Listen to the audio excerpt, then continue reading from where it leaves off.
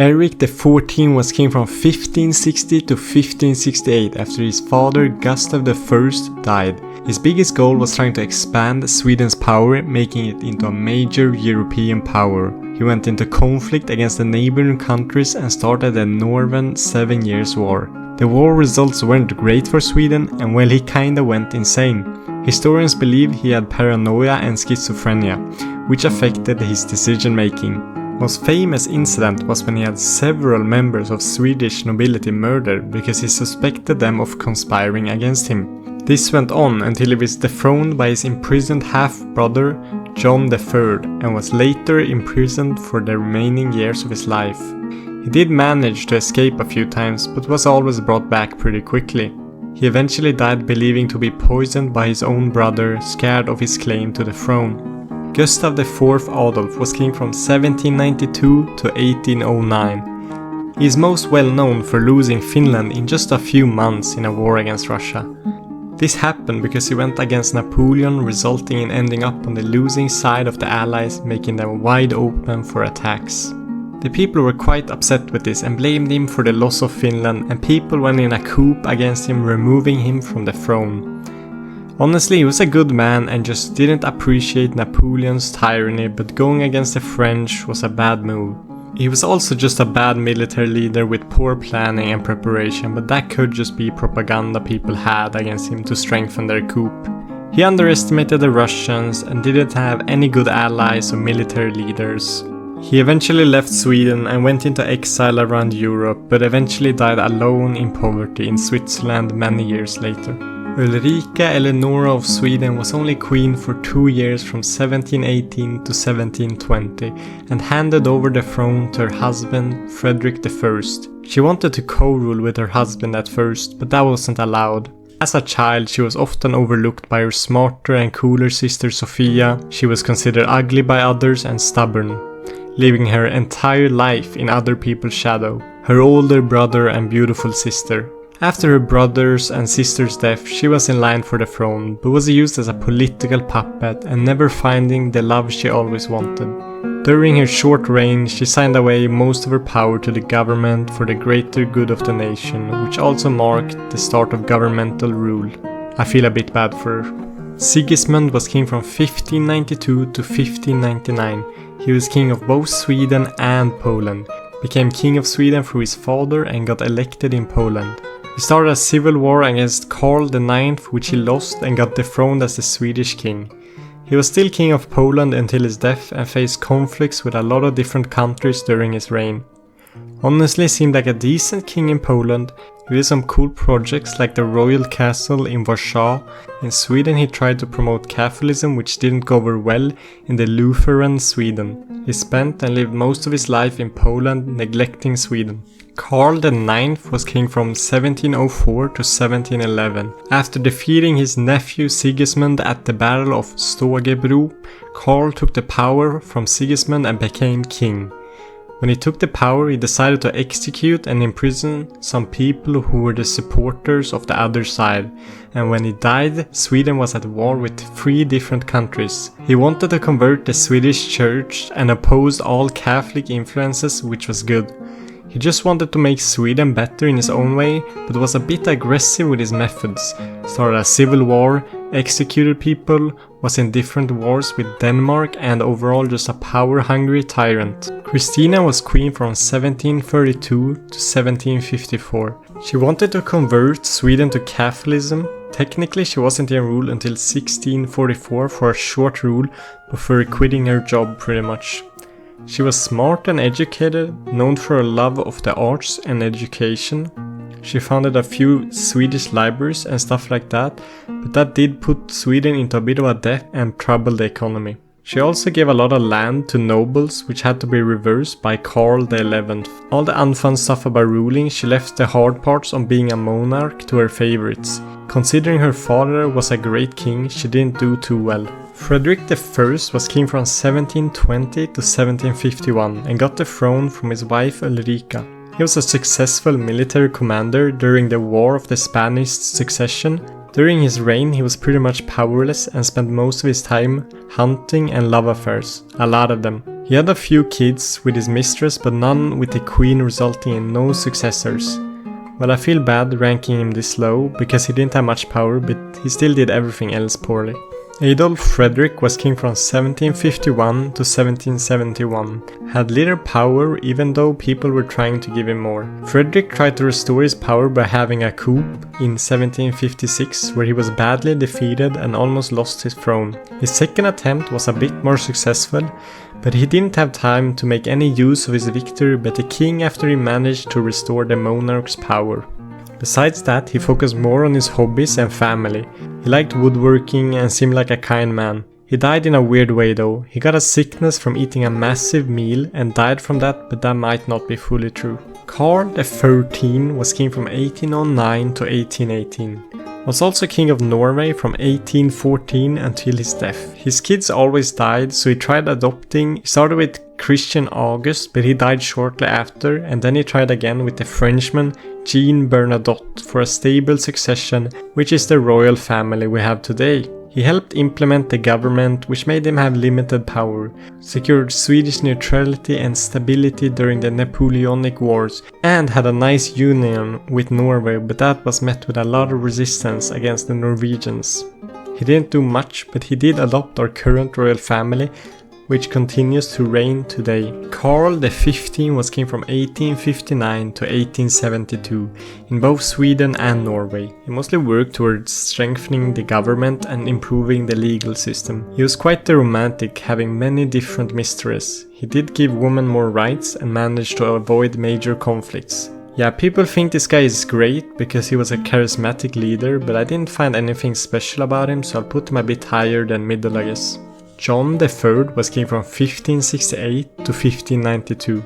He snaked his own brother Eric XIV to take the crown.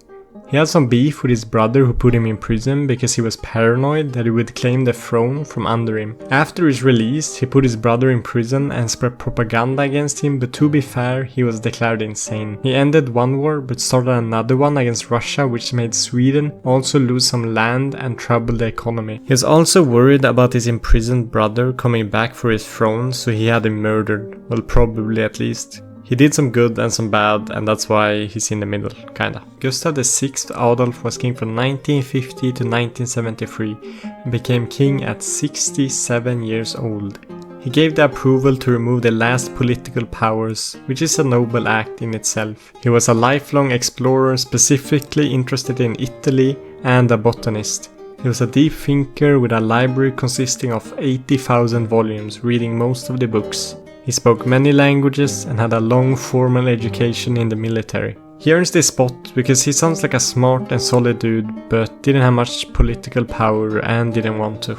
Oscar II was king from 1872 to 1907. He became king after the death of his brother without male heirs. He ruled in a time where the union between Sweden and Norway was in great tension, and eventually ended up with Norway splitting from the union and becoming peacefully independent in 1905. I don't wanna blame him for the union splitting because it would happen regardless. He was a man of science, supporting the big changes during the Industrial Revolution like electricity and railroad. He didn't have a lot of power, but he was supportive of the government and democratic society. Karl XVI Gustaf is the current king from 1973. A solid 50 years, which is longer than any other monarch in Swedish history. He had an education in the military for a few years and reached the rank of captain, and also did a bunch of different academic studies in different universities. He has a sweet car collection, several Porsche 911s, vintage Volvos, Ferraris and many more cars. He doesn't have a lot of power, which is mostly outside of his control, but he still performs his duties as the Nobel Prize host, public appearances and such.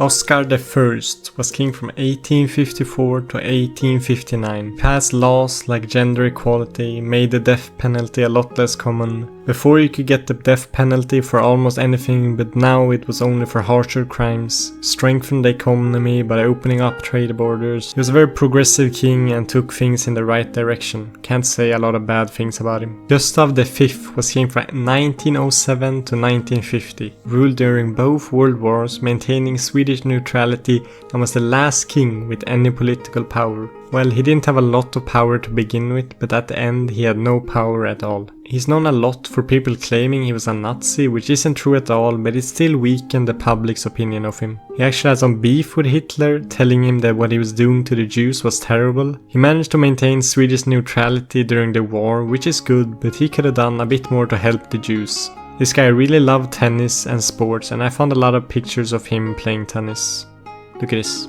Gustav III was king from 1771 to 1792. He's most known for his coup in 1772, which restored the monarchy's power. During his reign, there was a short war against Russia, which luckily ended without any major changes. Nobles weren't happy with the monarch's reign, especially because he had way too much power, and they organized to have him assassinated at a masquerade ball where he was shot and died 2 weeks later. Karl XII was king from 1697 to 1718 and became king at the age of 15. A brilliant military commander, but his wars drained Sweden's resources. When he became king, Sweden was in a rough place. They were poor and in a lot of wars. He had a few impressive military victories, like against Russia and in Poland, giving them a new king, but also some terrible losses. He just fought wars after wars, it seemed like. He didn't produce any heirs, leaving them without a clear successor when he died during the siege of Frederiksberg.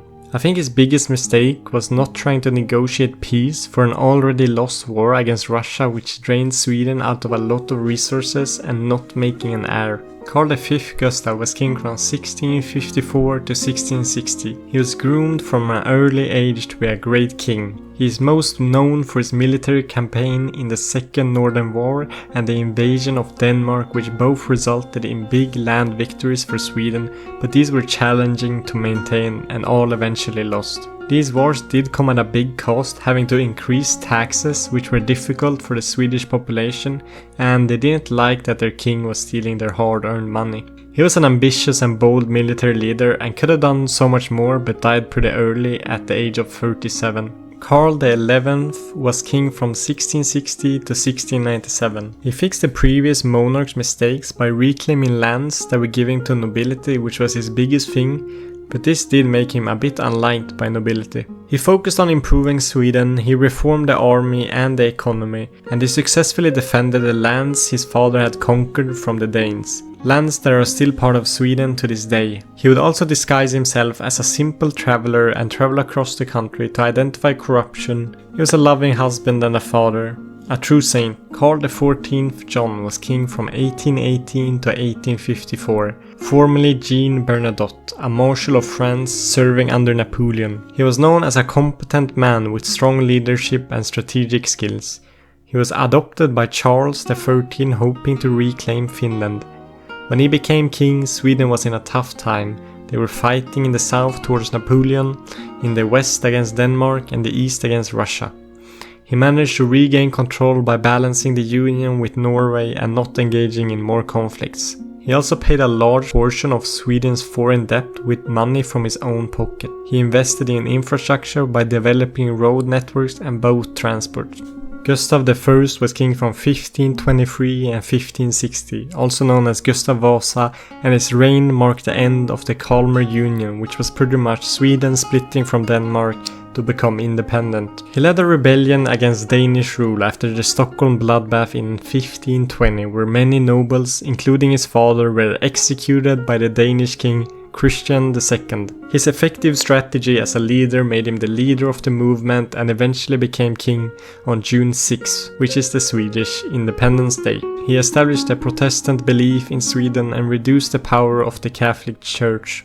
He established a tax on the people, which were troubling for the common folk. He's a true national hero and every Swede knows his name. Gustavus Adolphus was king from 1611 to 1632 and was crowned at only 17 years old during a time of conflicts. He is known as the Lion from the North, who saved Sweden from the Catholics. Transformed Sweden into a major European power during the 30 Years' War with its effective strategies like using infantry and artillery, which all of Europe copied. These battles boosted Sweden's influence and land over Europe. This cost Sweden a lot of resources, but left a lasting and positive legacy for Sweden. He also boosted the economy by boosting production and trade. He eventually died at the Battle of Lutzen, which was a sad loss in the 30 Years' War. Alright, that's it. If you watched all the way, I really appreciate it, and this video took a lot of research, so I would appreciate some support, mainly through a sub. I'm trying to get to 1,000 subs, would be massive. This is my own opinion, and you might not agree with it exactly, so you should leave a comment explaining your thoughts. I will respond to all of them. Bye.